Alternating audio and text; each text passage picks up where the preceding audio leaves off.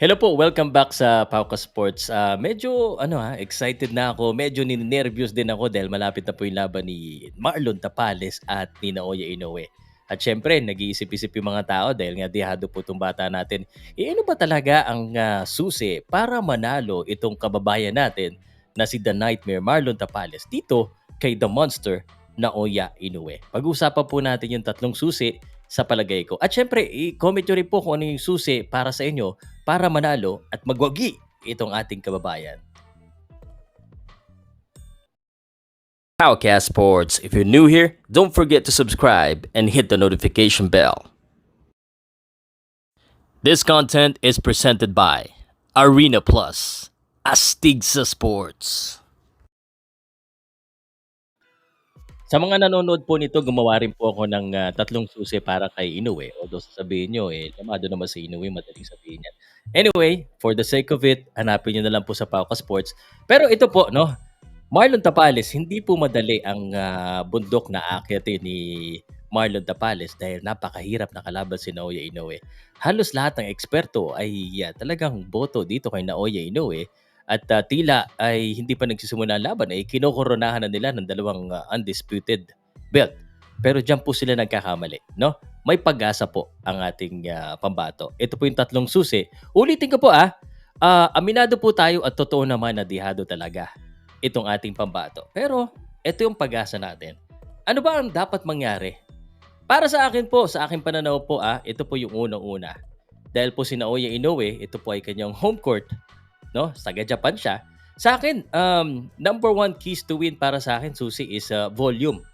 Kailangan maging busy si Marlon Tapales at kailangan siya ay maging agresibo dito. When I say aggressive naman, hindi naman yung sobra.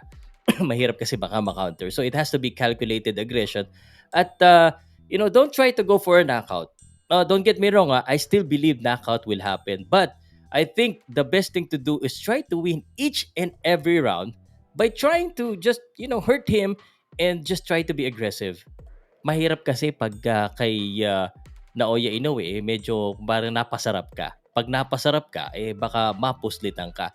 Kasi alam naman natin na malakas sumuntok. Ngayon, ang hindi po natin alam kay Naoya Inoue, kung matibay ba siya. Kasi isang beses pa lang siya natin nakita yung kanyang tibay, kinaya niya kay Naoya Inoue. Paano kaya kung isang Marlon Tapales na prime fighter na may lakas ang makatama sa kanya? So that is why it's very important, at ito rin sa mindset din ito ni Naoya Inoue at ni Marlon Tapales, it's very important na siya yung mag-control. Hindi po yung kumbaga yung magkakaroon ng kumpiyansa itong si Naoya Inoue dahil sa malakas siya. Alam na natin malakas siya eh. Pero pag sa laban, yan ay naramdaman niya at habul-habulin niya si Marlon Tapales, I don't think it will be good kasi malakas talaga sumuntok eh.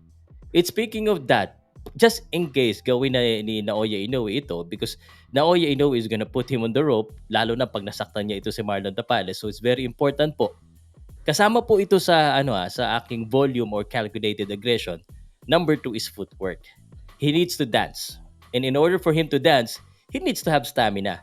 And head movement po. The reason why we need to focus on footwork and head movement and defense because we already know na malakas itong kalaban niya. Alam ko sinabi ni Marlon Tapales, gusto niya maramdaman. Malamang maramdaman niya yan. But, ang importante, dapat makita niya yung mga suntok. So, he needs to make sure that he has the good defense. And watch out for the short punches. Si Naoya Inoue, walang kasakasa yung suntok niyan. So, he has some short punches na talagang it's coming out from everywhere. So, yun yung number 2. I think the footwork and the head movement stamina is very important. Number 3, confident itong si Inoue kasi. Confident. So, what we need to do, and that's why we need to have that calculated aggression, is made Inoue respect the power of Marlon Tapales. Again, I don't want him to try and go for a knockout, but I want him to hurt Naoya Inoue. And maramdaman din niya. Kasi ang nangyayari po sa mga laban po ni Naoya Inoue, kung mapapansin nyo, parang siya lang lagi abante ng abante. This is the same thing na alala ko lagi no, sobrang lakas ni Manny Pacquiao. No? Siya yung laging abante ng abante.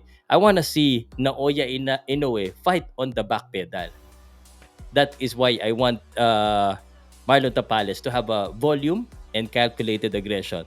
Pero wag masyado mag-overcommit kasi ma-counter. So, footwork and defense very important and syempre ang kailangan talaga ni Naoya dito ay ni Marlon Tapales dito is medyo pag-isipin din itong si Naoya Inoue na may lakas din siya. So again, volume and calculated aggression, kailangan mas marami siyang suntok. Very important din para sa bandang huli just in case umabot po ng desisyon, eh meron siyang panlaban. And then the footwork is siguro number two yung footwork. Number two yung footwork talaga dyan. He needs to dance. He needs to dance and he has to have stamina. And I think the most important thing here is the defense. You know, defense is very important. So, yun na lang siguro para mas kasi although sinabi ko yung confidence, doon na yun nalalabas sa sa yung respect is power sa volume punching sa aggression niya So, if Naoya Inoue can respect the attack of Marlon Tapales, then we can have medyo may laban tayo diyan.